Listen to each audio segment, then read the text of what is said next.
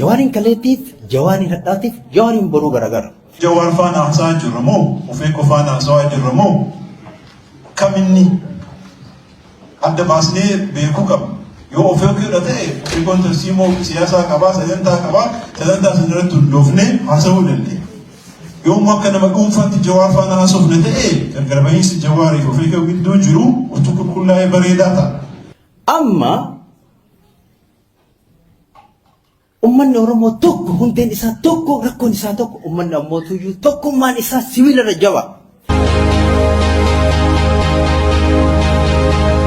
Akkam jirtan nageenyi badhaadhaa iddoo jirtan hundatti nagaan isiniif haa baay'atu gurraachi garaa garbaa uumaan uumama hundaa isin haa tiksu.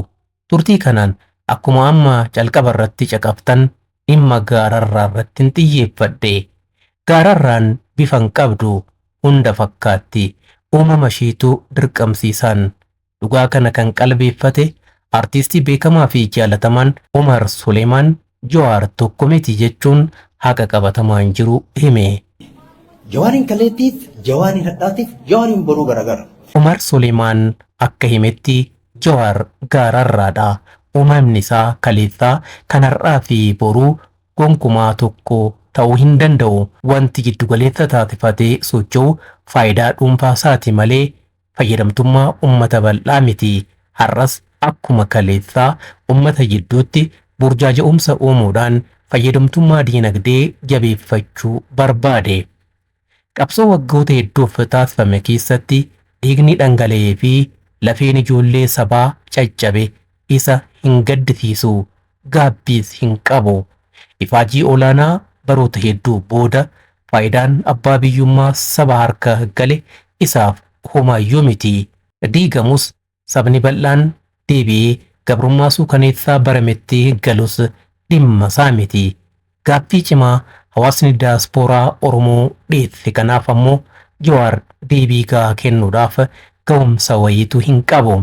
Akkuma bare fakkeessee sobee fi burjaajessee bira darbuun amala adda babayii irratti ittiin beekamudha. Ni beekna biyya akkamii dhufee maal hawaa garamitti deemaa hin beekne. Garuu immoo namni kun qofaa isaa miti. Dhagateemti isaanii haa xiqqaatus namoonni waliin jiran ni jiran. Namoota waliin jiruun san keessa yeroo darbetti hooggantoota jennee namootni nuyi ol kaasnee ilaallee itti amannee duukaannee waa ture ni jira. Har'a akkamitti namni kun akka nama tokkootti waa hundumti mootummaa fi biyyattii suni nama tokko irratti kufee ati illee bakkuma deemtu hundatti nama kanarratti xiyyeeffattee haasofte. Ni beekna akka gaarii hin jiru, biyyattiin akka gaarii hin jirtu, uummanni keenya akka gaarii hin jiru. Garuu immoo akkuma ati amma haasawaan kee dhaggeeffataa ture keessatti kaastutti hundumtuu dukkana miti. Bakka waan gaarii tokko jirtutti ukanii bakka yakki yookaan rakkinni jirtu tokkotti immoo akkuma amma deemaa jiru kana dhaadheessanii yookaan fooyyessanii yookaan fonqolchanii jijjiirama fiduu ni danda'ama jennee itti amanee deemuu dandeenya. Gama saniin qulqullinni hin jiru. Kan biraa waa xiqqoo haasa'u malee yoo haasofnu safuu qabna. Wanni sibiilitii jedhamu kun ni jira.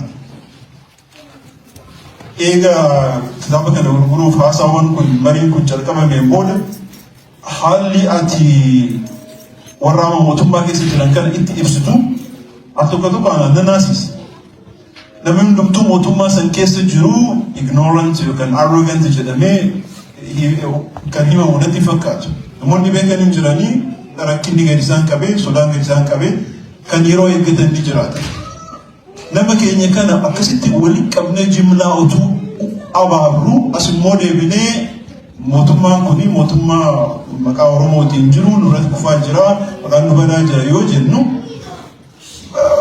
ofumaan of diigaa waan jiru sitti fakkaatu. Oromoon akka sabaatti waggoota hedduudhaaf qabsaa'e. Qabsoonsaa bu'aa otoo hin galmeessitiin lafarra foqoqaa waggoota dheeraaf jalaa ture.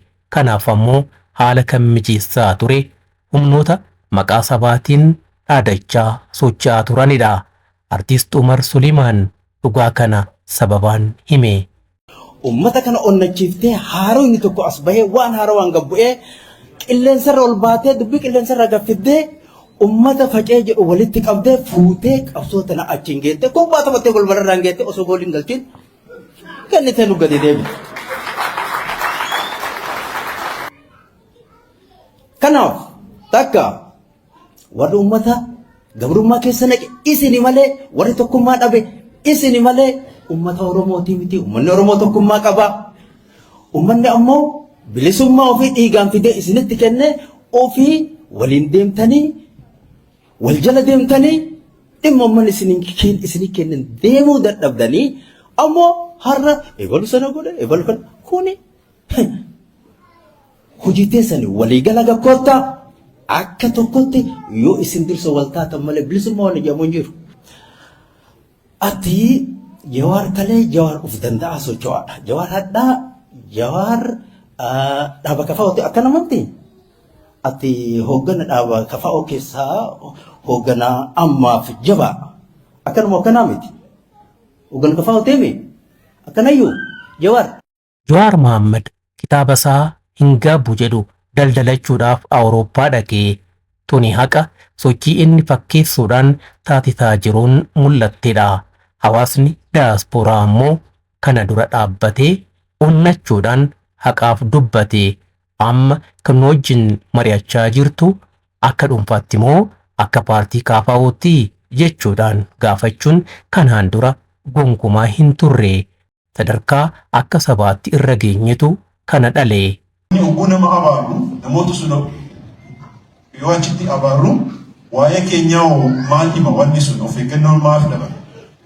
Inni kan biraa haqa si faana haasawaa jira. Gaafiin kun ka'eera garuu irra deebi'ee cimsuu barbaadeeti. Jawaar faana haasawaa jirra moo of eeggoo faana haasawaa jirra moo kaminni adda baasnee beekuu qabna. Yoo of eeggoo ta'e of eeggoon tarsiimoo siyaasaa qabaa sagantaa sagantaa sanarratti hundoofnee haasawuu dandeenya. Yoo akka nama dhuunfaatti Jawaar faana haasofne ta'e gargar bahiinsi Jawaarii of eeggoo gidduu jiru utuu qulqullaa'ee bareedaa ta'a. Yoo akkasiis ta'ee Jawaar faana ajandaa nama tokkoo faana haasawaa jirra haala amma jiru kanatti. Maaliif hooggansi si duukaa jiru gadi bahee ani nama kana faana hin jiraa waliin mari'anne irraa yaada kan hin deeggara kan jedhu hin jiru. Nama gammachiisa. Hubannoon hawaasa daasporaa gabbateera. Dur kun hin turre waanuma burjaajessituun karaa deemtuun kamiyyuu qabattee kaate afarsuudhaan burjaaja'uutu tureeyyuu. Sadarkaa ammanaa kan amma qabatamaan mul'achaa jiru kanaan taanaan qabsoon hawaasa daasporaa kasaartota siyaasa keessaa fi ala jiran qaaneffee adabachiisuunsaa waan hin oolledha. Wanti nama boonsu ammoo biyya ormaa jiraatanis tokkummaan saba Oromoo yeroo ammaa jiru akka sibiilaatti kan jabaatee jiru ta'uusaa hubachuu danda'uudha. Ummanni Oromoo tokko hundeen isaa tokko rakkoon isaa tokko ummanni ammoo tuyyuu tokkummaan isaa sibiilarra jaba.